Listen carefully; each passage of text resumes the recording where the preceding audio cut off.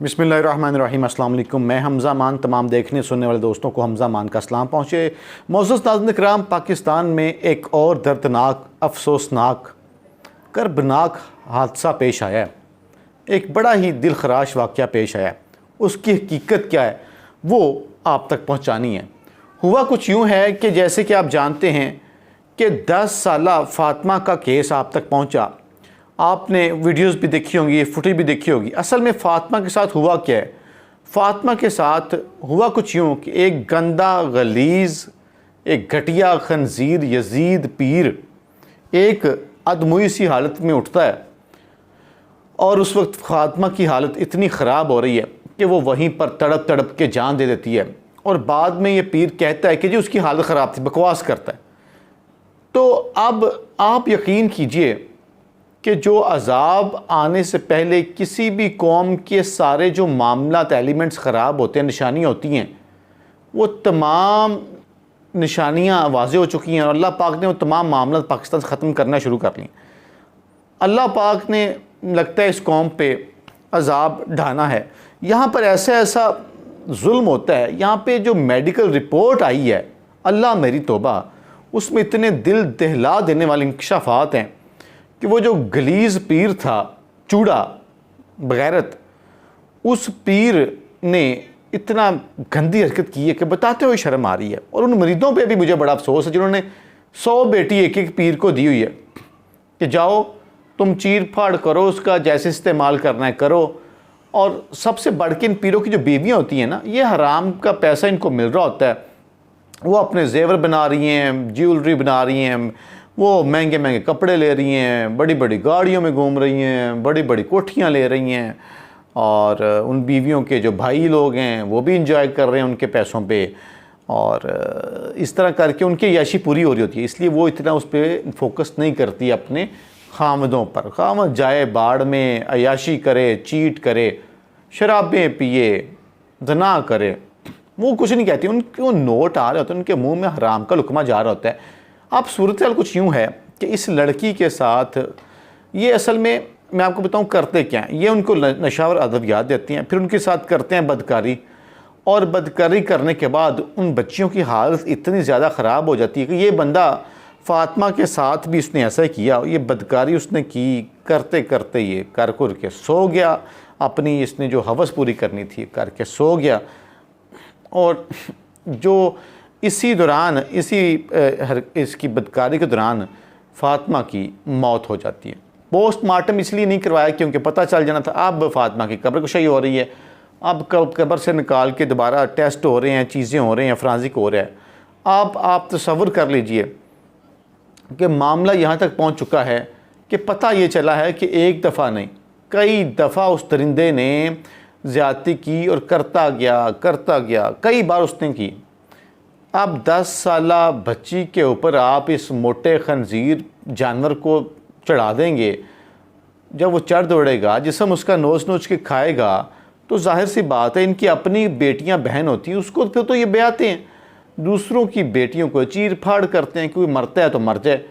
पता नहीं अब तक ये कितनी बार किन के साथ ऐसे कर चुके हैं, पता नहीं। अब जिसकी हवेली में जिन मरीदों ने ये बेटी दी है, 100-125 हवेलियाँ इनकी, अब वहाँ पर 150-200 बेटियाँ किसी की हों, छोटी छोटी बेटियाँ, तो ये लोग कितनों को चीर फाड़ करते हैं।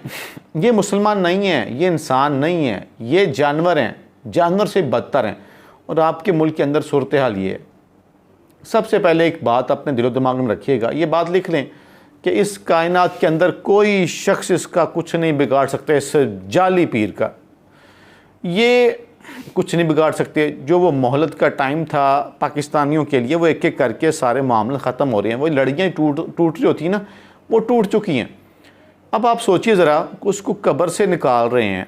और इस सूरत हाल में सिंध के अंदर असल में मामला ये है कि वहाँ पे हर दूसरे बंदे ने एक प्राइवेट जेल रखी हुई है।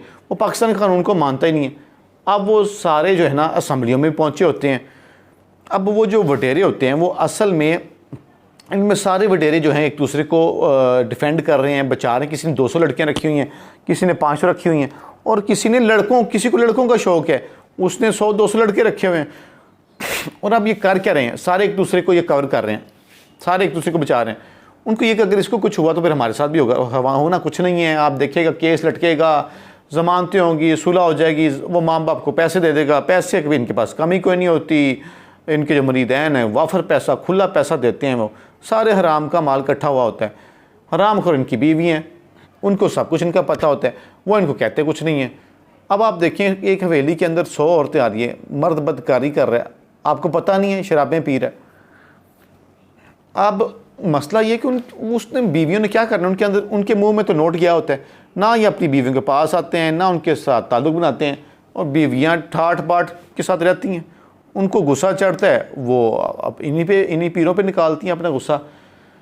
तो इस मुल्क में जो पीरी मुरीदी का कल्चर है उसने काफ़ी मसाइल पैदा किए हैं। मैं यहाँ पर आपको बताऊँ कि ये नहीं कहता कि सारे पीर इस तरह के होते हैं, कुछ अच्छे हैं, कुछ तबकात के लोग अच्छे हैं, लेकिन बहुत सारे लोग जो हैं वो उनमें बड़ी ख़राबी हैं।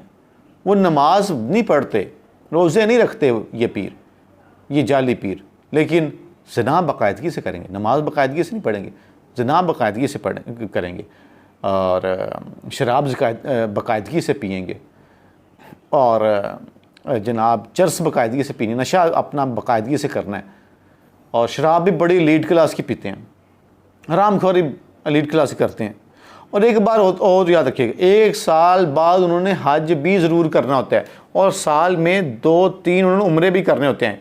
ये उनकी स्ट्रेटजी होती है। इनको शायद सूरह फातिहा भी ना पढ़नी आती हो, सूरह फातिहा आती होगी, दुआए क़नूत तो मस्ट नहीं आती होगी। और उसके बाद जो सूरत हाल पेश आती है, ये जो मामला हुआ है, ये कोई नई बात नहीं है। अब मेन स्ट्रीम मीडिया को कहा गया है कि आप इस मामले को दबाना, आपने इस मामले को उछालना नहीं है। देखिए, पाकिस्तान में जो मीडिया चैनल्स के मालिकान है ना, या वो मनी लॉन्ड्रर हैं, या वो 2 नंबर लोग होते हैं, या उन्होंने अपनी यूनिवर्सिटीज़ चलानी होती हैं, या उन्होंने अपने प्रॉपर्टी के काम चलाने होते हैं, या उन्होंने अपनी हाउसिंग सोसाइटी चलानी होती हैं। तो कहीं ना कहीं से वो होते हैं, वो जनाब बड़े घर से डरते हैं। कोई किसी का आना होता है, कोई किसी का आना होता है, यानी सारे का सारा डाटा इनका एक जगह पे होता है, ये किसी न किसी के काने होते हैं। अब बड़े लेवल पर ख़बर चलाने की इजाज़त नहीं है, क्योंकि सिंध के अंदर, बलूचिस्तान में, हत्ता कि पंजाब के अंदर भी आपको नज़र आएगा कि सब जेल्स होती हैं, प्राइवेट जेल्स होती हैं। उसके अंदर इन्होंने कैदियों को रखा होता है, खुद ही जज, खुद ही मुंसिफ, खुद ही सज़ा देते हैं, कोई उसमें वकील नहीं होता, कुछ नहीं होता। अब आप बताइए कि जिनको गिरफ़्तार किया गया है, किसी की औकात है कि उसको कोई सज़ा दे सके?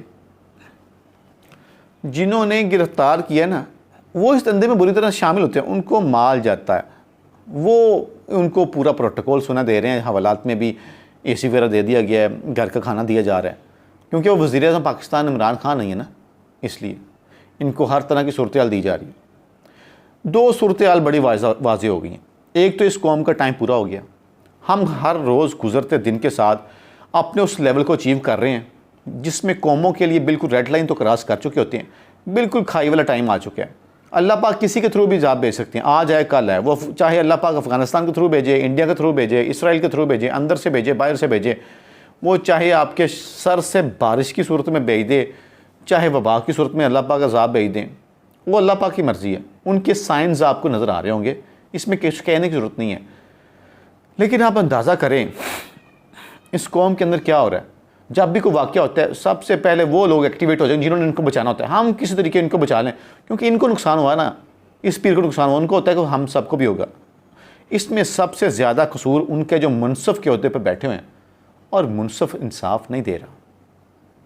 ज़ाहिर सी बात है, उनकी बेहतरीन लाखों में सैलरीज़ हैं, करोड़ों की उनके पास मालियत है, करोड़ों की उनके पास बंगले हैं, करोड़ों की उनके पास गाड़ियाँ हैं, करोड़ों के याशी उनके बच्चे कर रहे थे। कब्र का ज़ाब्ता उनको पेट में लेने वाला है, इन पीरों को, इन मुनसफ़ों को, इन आईजीज़ को, इन ताकतवर शोबे के अफसरान को। लेकिन बेहतर ये है कि फ़ैसला जल्द से जल्द ऊपर से हो ही जाए। हमारी अल्लाह पाक से दुआ है कि जल्द से जल्द इन पे जो अज़ाब आना है वो आ ही जाए, ताकि गरीबों का कुछ तो बेहतरी आए, गरीबों का कुछ तो पुरसान हाल हो, गरीबों के लिए कुछ तो ऐसा हो कि जिससे गुरबा का जीना आसान हो सके। वो अलग बात है कि जो महंगाई का आलम है वो अलग से है, और ये कड़ियाँ चीज़ें वही हैं, महंगाई से ही सारी चीज़ें, ये मसाइल पैदा हो रहे हैं। गरीब मजबूरन महंगाई से मजबूर हो के इन पीरों के घरों में उनको अपनी बेटियों को मुलाजमा के तौर पर रखवाना पड़ता है, कोई 5-6 हज़ार तनख्वाह के लिए। तो हमें उम्मीद है अरबाब इख्तियार, क्योंकि कुछ अच्छे लोग भी होते हैं बड़े ओहदों पे बैठे हुए, बड़े ताकतवर हलकों में, मुनसफ़ के ओहदे पे भी अच्छे लोग ईमानदार बैठे होते हैं। तो हमें उम्मीद है कि इस पीर को कैफ़रे किरदार तक पहुँचाया जाएगा, इसको कड़ी से कड़ी, सख्त से सख्त सज़ा दी जाएगी। दोस्तों, नाज़रीन किराम, बहुत शुक्रिया आपका, और वीडियो पसंद आए तो चैनल को सब्सक्राइब करें और शेयर करें। इंशाअल्लाह मज़ीद कुछ अहम मालूमात लेके आपके पास अगले व्लॉग में हाज़िर होंगे। अपना ख्याल रखें। पाकिस्तान जिंदाबाद।